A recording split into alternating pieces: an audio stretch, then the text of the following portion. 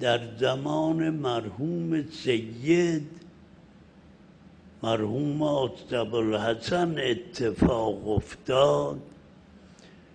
یک سید اصفهانی مشرف شد به عراق. این سید رفت در حرم حضرت سید الشهدا متوسل شد که امام سید الشهدا رو ببینه یا امام زمان رو ببینه.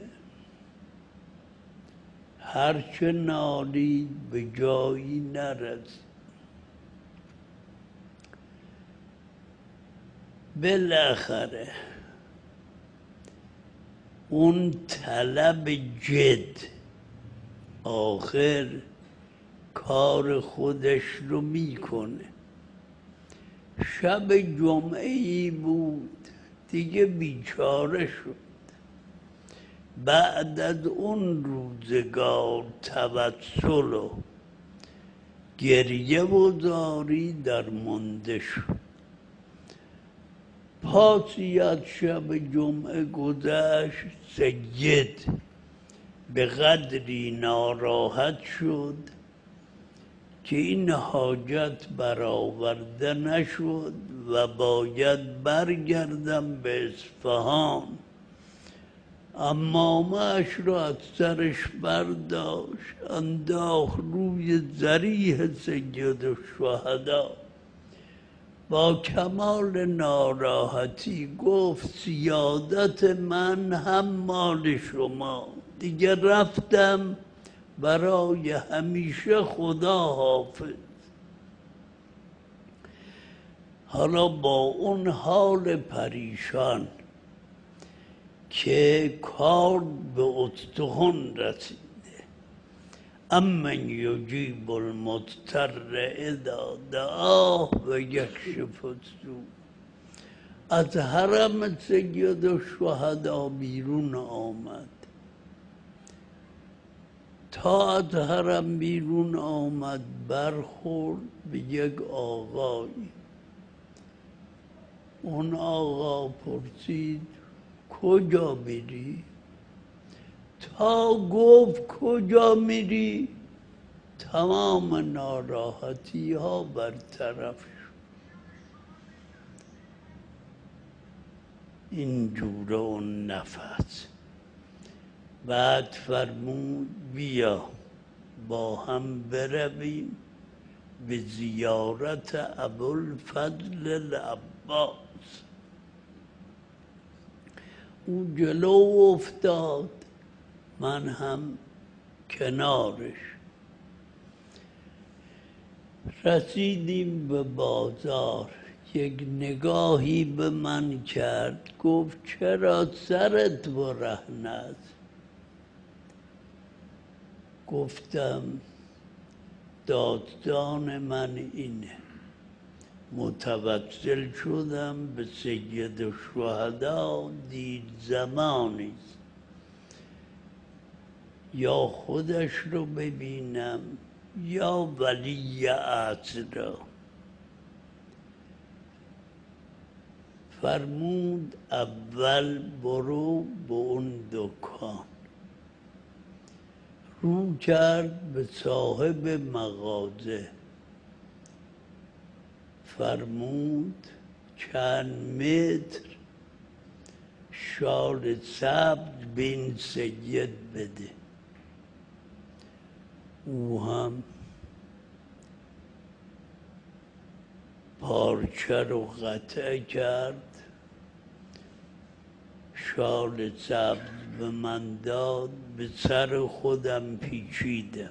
بعد فرمود اما دیدن سید الشهدا برای تو ممکن نیست، ولی دیدن صاحب الزمان ممکنه. این کلمه رو گفت. وارد شدیم در حرم حضرت عباس. بعد که وارد شدیم زیارت کرد، من هم زیارت کردم. زیارت ما که تمام شد بیرون آمدیم، به من فرمود برگردیم به زیارت سید الشهدا. برگشتیم آمدیم وارد حرم شدیم. تا وارد حرم شدیم مؤذن بالای مأذن اذان نماز صبح رو گفت.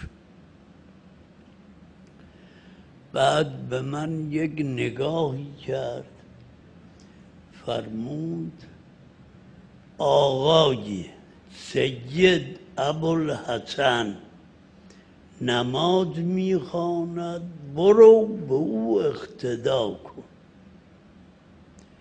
مرحوم سید اصفهانی فقیه نبی گفت من رفتم پشت سر سید، صفها بسته بود، ایستادم به نماز، دیدم خود این آقا آمده جلو و آسد ابوالحسن ایستاده نماز میخوانه. متحیر موندم که یعنی که از یک طرف این آقا به من میفرماید برو پشت سر سید ابوالحسن اقتدا کن، از اون طرف خودش مقابل سید فرادا نماز میخوانه. متحیر بودم. سید سلام نماز رو داد، رفتم که اون آقا رو پیدا کنم. هرچه گشتم خبری نبود.